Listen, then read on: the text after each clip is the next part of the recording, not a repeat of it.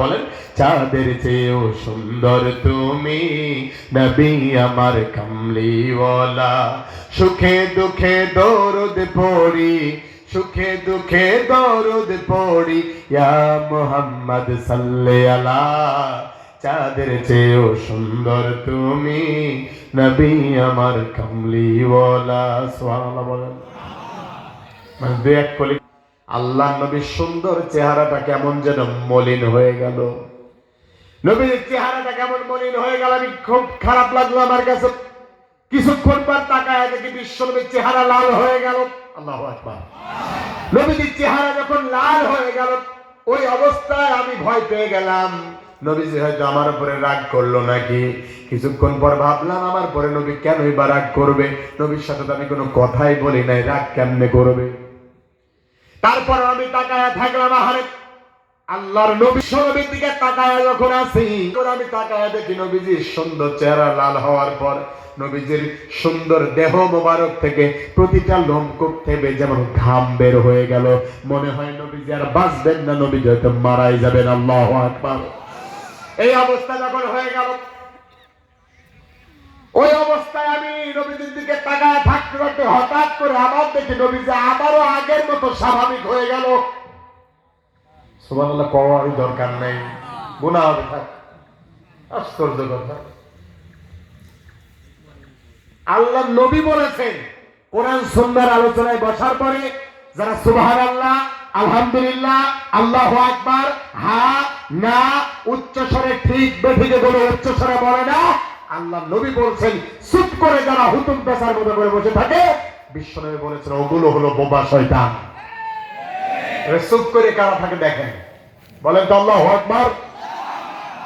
এখনো কিছু মানুষ জবান খোলে না। ওরে বাবা, ভিআইপি মানুষ আমি হুজুরের সামনে আল্লাহু আকবার বলবো, পেস্টিজ আছে না আমার, তার পেস্টিজে খেতে পারি, মরে দেখ পেস্টিজ কোথায় যায়।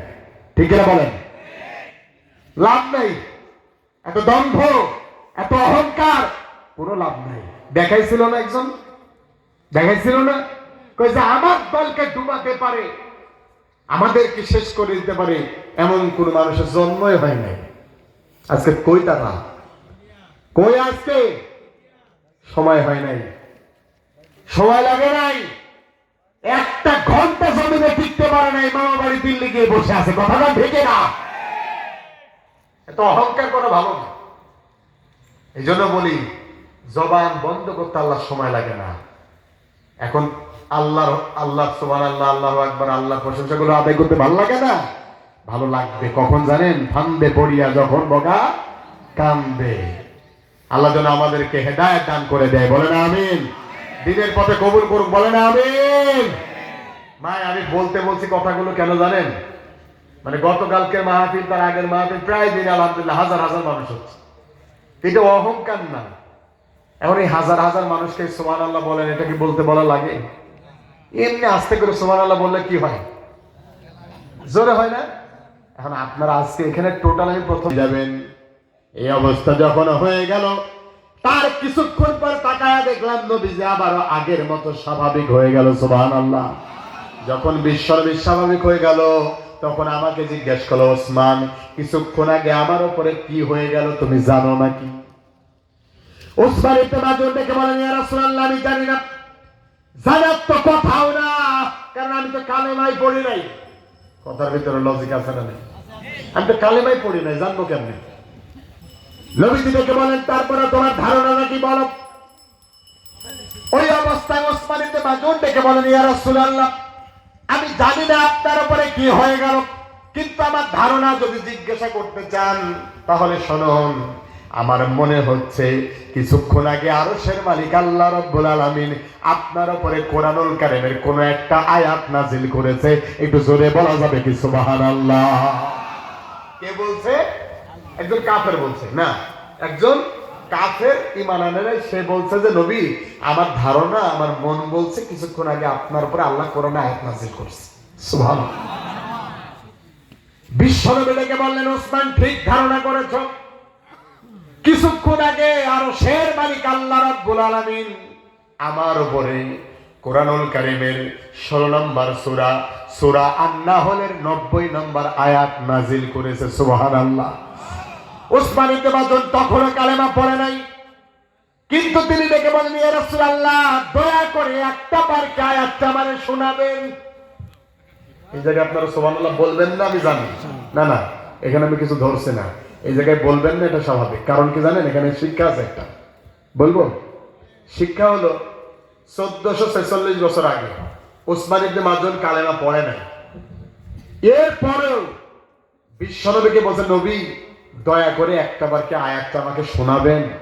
একজন কাফের 1446 বছর আগে নবীকে বলছে, নবী একটা বার কি আবেন। আর সেই আয়াতেই আমি আজকে 1446 বছরের শেষের দিকে এসে এই হাফেজে মাদ্রাসার এখানে এসে তেলাওয়াত করেছি, এখানে এসে আলোচনা করছি।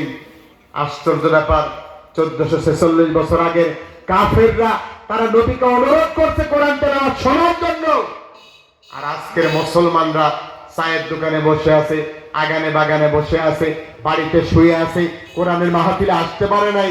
আমার তো মনে হয় 1446 বছর আগের কাফের থেকে পর্যন্ত আজকের মুসলমানরা হার মানিয়ে দিয়েছে। কথা বলে ঠিক না? লজ্জা থাকা দরকার।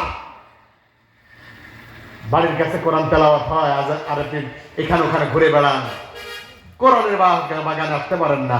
আপনার মতো কপাল পোড়া পৃথিবী দেখে বলেন, ঠিক আছে তাহলে সনদ। বিশ্বনবী তেলাওয়াত করলেন, ইন্নাল্লাহা ইয়া'মুরু বিল আদলি ওয়াল ইহসান ওয়া ইতা'i যিল কুরবা ওয়া ইয়ানহা আনিল ফাহশাই ওয়াল মুনকারি ওয়াল বাগি ইয়া'যিকুম লাআল্লাকুম তাযাক্কারুন। আল্লাহু আকবার। বিশ্বনবী যখন একবারের জন্য আয়াতে কারিমা তেলাওয়াত করে ফেলেছেন, উসমান ইবনে মাযুন দেখে বলেন, ইয়া রাসূলুল্লাহ, এতদিন ভুল পথে ছিলাম, সঠিক পথ আমি পাই নাই, সঠিক পথের কোনো দিশাও আমি পাই নাই, দয়া করে আপনার হাতে হাত রেখে আমারে পড়ায়া দেন, লা ইলাহা ইল্লাল্লাহু মুহাম্মাদুর রাসূলুল্লাহ সাল্লাল্লাহু আলাইহি ওয়াসাল্লাম। আয়াতে কারিমা শোনার পরে কালেমা পড়লো কতজন?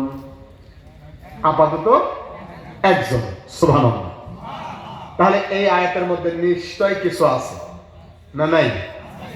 যখন উসমান ইবনে মাযুন কালেমা পড়লেন, তার কয়েকদিন পরে মক্কায় আরেকটা ঘটনা ঘটল। বিরক্ত হচ্ছেন নাকি? মক্কার বুকে বিশাল বড় একটা নেতা ছিল, নাম তার থেকে নিয়ে পার্লামেন্ট মেম্বার পর্যন্ত 99% ছিল বিবেকহীন কুকুর আর শেয়ালের মতো। বিবেক ছিল না। প্রশ্ন হলো, হুজুর কুকুর শেয়ালের সাথে তুলনা করলেন, এটা কি ঠিক হলো? আমি করি নাই তো ভাই। কে করছেন? আল্লাহ বলছে, উলাইকা কাল আনআমি বাল হুম আযাম। আল্লাহ বলছে ওরা চার পায়ে জন্তু জানোয়ার চেয়ে নিকৃষ্ট। এরপর আল্লাহ বলছেন, এত পথভ্রষ্ট আদাল, এত পথভ্রষ্ট, এত নিচে, এত গুমরা পৃথিবীতে কোন শয়তান এত নিচে নামতে পারে না। কথা বলে ঠিক না? কোথায় কোথায় আসলাম? মাঠে কাজ করতে করতে শেষ হয়ে গেলাম, সাউন্ড দেবো কি করি? বাকি দায়িত্ব আমার। আমি ওয়াজ করে গিয়ে মরে যাই, সমস্যা কি? তাই হুজুর ওয়াজ করতে তো মরে যান, এখানে জানা যাওয়া হবে ইনশাআল্লাহ। বলছে আল্লাহ, মানে খুব রেডি দেখি, খুব মজার মানুষ আপনারা। আল্লাহ কবুল করুন, বলেন আমিন। প্রিয় ভাইয়েরা আমার, হঠাৎ একদিন একটা মিটিং করেছে। মিটিং এ বসার পরে তার জনগণকে নিয়েছে, নেতা কর্মীদেরকে নিয়েছে, তাদের সবাইকে একত্রিত করার পরে ডেকে বলছেন, ও আমার দলের নেতা কর্মীরা, এই মক্কার বুকে আব্দুল্লাহর এতিম সন্তান বিশ্বনবী জনাবে মুহাম্মদ রাসূলুল্লাহ সাল্লাল্লাহু আলাইহি ওয়াসাল্লাম কোরআনের দাওয়াত দেয়। আমার মন বলে সে সত্য দাওয়াত দেয়, আমার ইচ্ছা হয় আমি কালেমা পড়ে মুসলমান হয়ে যাই। সুবহানাল্লাহ বলেন। কিন্তু আমি তো নেতা, একা একা তো কালেমা পড়তে পারবো না। তোমরা একটু আমাকে বলো, কি পরামর্শ দাও, যে পরামর্শ নিয়ে আমি সামনের দিকে এগিয়ে যেতে চাই। ভালো না খারাপ? একজন কাফের নেতা, গ্রামে কামে কখনো মুসলিম না। কথা বলেন ঠিক না? শুধু নাম দ্বারা মুসলিম। হায়রে আব্দুর রহমান নাম দিয়া কি হয় রে কাম, হায়রে বাবা রহমান আছে না? রাখে না রোজা, নাম দিয়েছে রমজান। আছে না এরকম? নাম রমজান আলী। ওরে বাবা! আমি আর এক ভাইকে বললাম, এক দুলা ভাই, ওনাকে ডেকে বললাম, ভাই আপনার নাম কি? আমি বললাম, ভাই নামাজ পড়েন না কেন? কই আমার নাম জানিস? তা আমি বললাম নামাজ পড়েন না কেন? আপনার নাম জানার সাথে সব কি? তুই কি আমার নাম জানিস না? কি নাম? আমি জানি না। মনে হয় জানি তো। কয় যে তুই জানিস তো? আবার জিজ্ঞেস করছিস। আমার নামই তো ঈমান আলী। মানুষ নামাজ পড়ে ঈমান আনার জন্য, ঈমানের জন্য। তা আমি তো নিজেই ঈমানদার। আপনি কেন তার কাছে কালেমা পড়বেন? নাউজুবিল্লাহ বলেন। নবীর চেয়ে শ্রেষ্ঠ কোন নেতা পৃথিবীতে আসবে নাকি? আসবে? তো ওই কথা কইল কেন? পাম দিচ্ছে। কি দিচ্ছে? বিগত দিনে পাম বাস যাচ্ছিল না? বিশাল পাম বাস। পালাবো না, পালাবো না। প্রয়োজনে ফখরুল সাহেবের বাসায় যাবেন। কই তারা? কই তারা? আজকে নাই। এটাই দুনিয়া। এই যে আমার এই চেয়ারে আমার আগে এখানে বসেছিল কি দেয়, মাওলানা মোহাম্মদ সাইদুর রহমান যশোরী ভাই আলোচনা করছিল, করে নাই?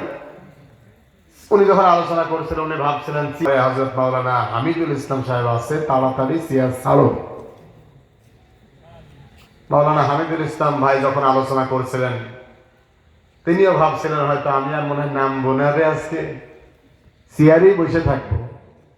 চেয়ার দেখে বলছেন এত লাফানোর দরকার নাই, তোমার পরে সিয়াম মনোর হুজুর আছে, সুতরাং চেয়ার ছাড়ো।